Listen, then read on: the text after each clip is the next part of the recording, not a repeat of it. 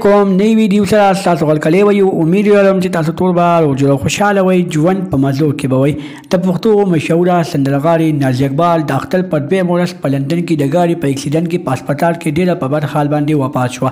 جاوید پیزا نازیه اقبال پسې ډېر زیات خفه دی. د نازیه اقبال د مرګ ټول حقیقت په سوشل میډیا باندې راښکاره کړو.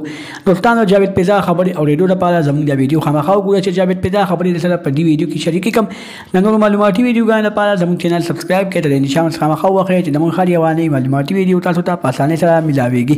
دوستانو اختر راغو خوشحالي راغله خو د پښتو مشهوره سندرغاړې نازیه اقبال چې د اختر لپاره شوټینګ کولو د غانې لپاره شوټینګ کولو په هغه شوټینګ کې د اختر په دویم ورځ باندې هغې په خپل ګاډي باندې په لندن کې اکسیډنټ وکړو او هغه په هسپتال کې ډېره زیاته په بد حال باندې وفات شوله.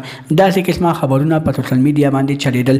خو دوستانو چې کله نازیه اقبال مینوالو ته پته ولګېده هغه مینوال ډېر زیات خفه شول او هغې سره یې رابطې شروع کړې او ځینو خلکو خو پکې جاوید پیزا په سوسته ګجاروړې مو نازیه اقبال پکې د مړي تصویران هم شیر کړي. خو دوستانو دا خبر دروغ دی.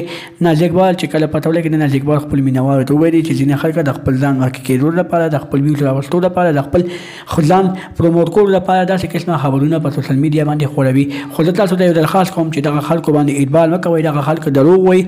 د خپل ځان مخکې کېدو لپاره دغه خلک په سوشل میډیا باندې خپل ایمانونه خرڅوي.